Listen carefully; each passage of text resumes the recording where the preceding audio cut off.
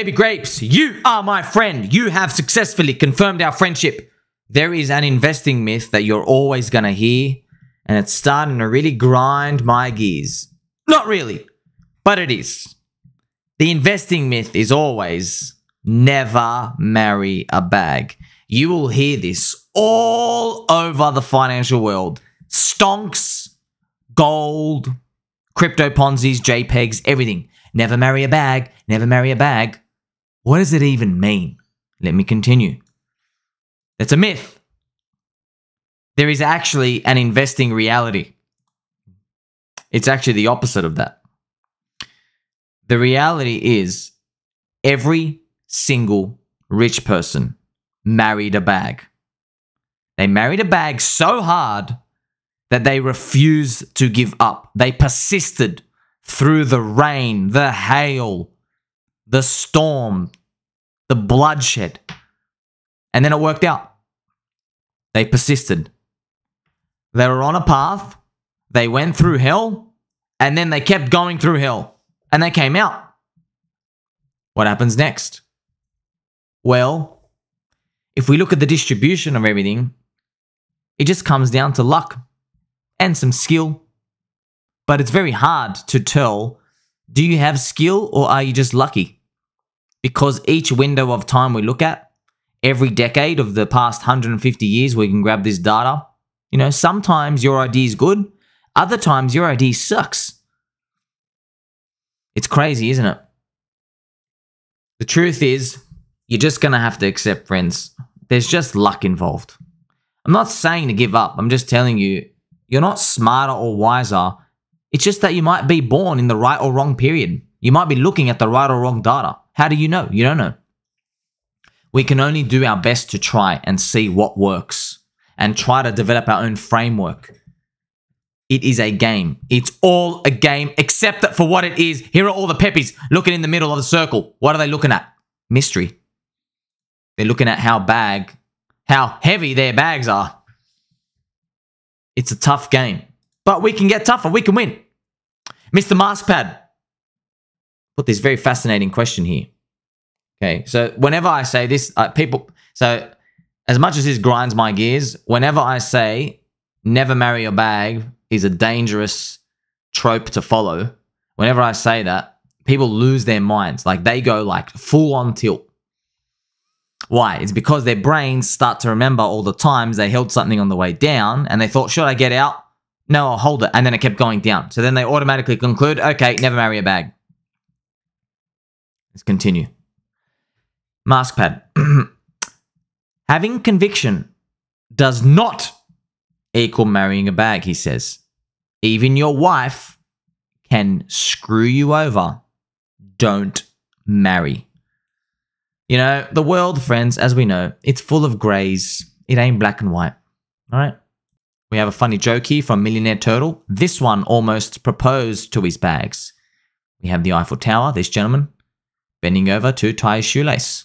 I was tying my shoelace over yesterday. Chainlink Girl. Diversify your portfolio is also a cope meme for not having enough conviction in their investment. It's the equivalent to throwing poop at the wall and seeing how much sticks. Unfortunately, it's true, man. You want to know why? We don't have a crypto investing world choice of like 100 coins anymore, friends. We have 50,000. Did you know this year there were 2,400 altcoins that birthed out new? So yeah, the top 24 did okay. By the way, only like 3 are around that went up. So you have 1% win rate. How the hell are you going to diversify? You can't. What are you going to do? Diversify only in the super big coins? No. I'm not going to go diversify in the super big coins. I'm not giving any weight, for example, to Polkadot, Trash, to His Excellency, Tron. I'm not giving any weight to Litecoin with my neighbor. I'm not giving any weight to Bcash. I'm not giving any weight to fake DeFi Uniswap when I can just add it into Chainlink. I'm not giving that weight, no. Solana, so the VCs can dump on me? No. You know how you know you've transcended, friends? It's when you start talking like that, by the way. Because go and listen to Warren Buffett. he refuses to buy the S&P 500. He goes, there's no way I'm buying the S&P 500. He goes, there's so much filth and trash in there that's overpriced. I ain't touching it. But he says 98% of people should actually do that because you're going to get it wrong. And he's right. That's why I'm saying, yes, of all the people we know. So we are our own community. We are outsiders together. We're friends. We're holding hands. You got your left hand on my right shoulder. I got my right hand on your left shoulder. We got straight backs, pointy elbows. I'm here to tell you, yes, if we have a pool of 1 million people, sure, 990,000 are better off just literally buy the whole index. Or just buy Bitcoin, Ethereum, whatever. Same thing. But not for us. Let's dive deeper. For Mr. Maskpad, I made another post here. So Mr. Maskpad, remember, was talking about conviction and marrying a bag are different. But here's the truth, man. This is the truth. Okay, you can learn the easy way or the hard way. Here to tell you. Marrying a bag is a hindsight label. That means after something happens, we look back. Marrying a bag is a hindsight label used by cucks to describe when something didn't work out. Oh, you married your bag, did you? And it went down. If I flip a coin and you say heads, and then it comes out tails, and then I flip another coin and you say heads again, and it comes out tails, do I then go say to you, oh my God, you married the bag, dude. You married the bag. Why did you marry heads? You should have married tails. Wrong marrying. You see, that's exactly what it is. That's exactly what's happening out there. That's how random the situation is. But you know, as humans, we like to put a story and a narrative, and then we got to describe something. So we can't just see the green candle for what it is, a green candle. We got to like describe this whole super intergalactic Bible multiverse parable that goes along with it. That's how humans work. What about conviction? Conviction is also a hindsight label, okay? Conviction is what people say when they have a winning period. It's what people say after it turns out to be profitable and wins. Oh, I had conviction. I had so much conviction. That's why it went up. Conviction. They're both the exact same thing. What it is persist forever until the job is done. Game, set, match. That's it. Keep going until it's done. Have you ever heard people say, you got to be more patient? You got to be more patient? What are they doing here? They're telling you to marry a bag more. By the way, you can apply this not to just holding a coin going down, okay? It goes beyond that. There are people who are day trading right now who are getting obliterated, okay? I can see it on Dex Screener, okay? I've opened up Pulse, for example. This dude bought 1,400, sold 700. Okay, his P&L is 700 bucks. This guy bought 3,800, sold nothing. You see? Look at this. This guy bought 400 bucks. He sold for $86 loss. This person has taken a $9,900 loss. This person actually won. Woohoo! Congratulations. This person won as well. Wow. This person won too. Oh, it's probably the same guy. The same guy. Look at this. This person lost 1,400. Lost 1,400. Lost 400 bucks. Lost $500. Lost 400 bucks. Lost 300. Lost 600. Lost 600. Lost 7,800. Oh my gosh. Lost 6,800. See, this person bought $234,000 worth of Pulse, sold for $227,000. He took a loss. You see, I just went through it, friends. This was random. This is live streaming. I literally went through click after click after click. They're all losing, man. Except for that one dude. I bet if you go ask that one dude what's the secret, he's like, well, you know, I'm just born the king. Someone's going to have to win. It's just the law of large numbers. So they're marrying bags, aren't they, too? Think about it.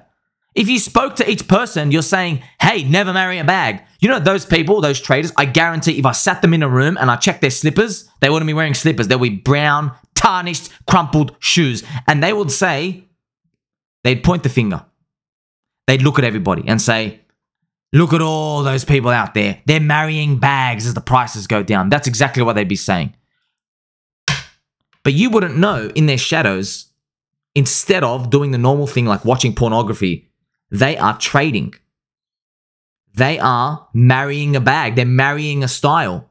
And look, they might be saying, hey, I'm actually convicted. I'm not going to stop trading until my P&L goes up and keeps going up. I'm going to continue through this. You see this? Everybody has their own view and everybody's right and everybody's wrong. I got the best example here for you, by the way. This is Ethereum. All right. You ever heard of a coin called Ethereum? You ever heard of Vitalik, an alien that walks among us with a giant brain who added trillions of dollars of value to the world next to Satoshi? Okay. Well, he made a coin that he dumped, by the way. He dumped. He dumped 200,000 ETH here, 600,000 ETH, 180,000 ETH, I think, here from the ETH Foundation. They just dumped the whole way. Dump. They dumped a boatload up here too, okay? And then it dropped minus 94.5%. All right. Now, I remember during this time, okay? What happened was it dropped 94%. What do you think everybody was saying about Ethereum? They were saying, never marry a bag. The founder's dumping. How stupid are you? You're so silly. Stop marrying the bag. The prices are clearly going down. The market clearly doesn't value the future of finance to be Ethereum, which is what you think it is. So you're clearly wrong. Wrong. They want you to sell. Click sell and exit. Click sell and exit. That's exactly what's going through everyone's mind. Go check Twitter. Go check YouTube. That's what everybody was saying. Go check the Medium articles. Go check the Bitcoin maxis. Every single person. That's what they were yelling and screaming. But guess what? The bottom price, and follow my arrow here, the bottom price was still 260x profit for the Ethereum ICO people. Now you think that's bullish, but no, that's actually bad. Why? Because when you're holding, people are saying, why should I stop at $85? Ethereum can go all the way back down to $8. These people are still 260 times their money in profit. What were you doing buying their bag? By the way, up here, Ethereum was 4,500x inside, okay? 4,500x. People called you stupid, just like they do today. And then it went down here. Guess what? They're still 260 times their money. That means $10,000 is 2.6 million. And that's what they're saying. You're stupid. You're still buying their bags. You're still buying their bags. What are you doing? You're marrying a bag. And that was the wrong thing to do. The wrong thing to do was to sell. Bears are smelly and poop in the woods. Bears smell. They look for honey in the trees. You can't trust bears. Don't turn your back on a bear. That was the wrong thing to do. Persist forever until the job is done, hey? So I've opened your mind today. You get to see this, right? You are my baby doll baby cake. You are a butterscotch biscuit and a blueberry pie. Marrying a bag and conviction. It was the exact same thing. It worked out in this scenario, all right? This scenario worked out. Everybody calls you a genius. What about the other scenarios? Well, it didn't work out, so you're stupid. You can't think of it like that. It's not going to work, okay? You're not going to get that framework right. The framework is this. The framework is that it's all a game and you just have to punt. That's it. Games have risk, have reward. There are things of action and inaction. There's a final boss at the end and there's a target. There's a beginning and a journey. You are coming somewhere along the story. There's a campaign that takes you the whole way through. You're playing a game. It's all a game. The stories they attach is to try to get people to forget they're playing a game. You can't look at this world with black and white everywhere. There are grays. And I want to end this with you by showing you somebody challenging me. I want to see you. I want to see you watch me get challenged. Mr. Satoshi Stakamoto, a friend of the channel, follows me. God bless this man. A Bitcoin maxi. He did a zoom up of Ethereum and he shows that ETH BTC has been going down recently. Like, can we zoom in, friends? Are we really dealing with 2% here? We're actually like, wow, you guys are down 2%. Wow. We're down 2%, guys. Let me show you something. See, remember I told you the world is full of grays, whereas we all want to see it as black and white. If you zoom up, yeah, it sucks, doesn't it? Okay, yeah, it sucked. This is the real ETH BTC chart, all right? This is the chart.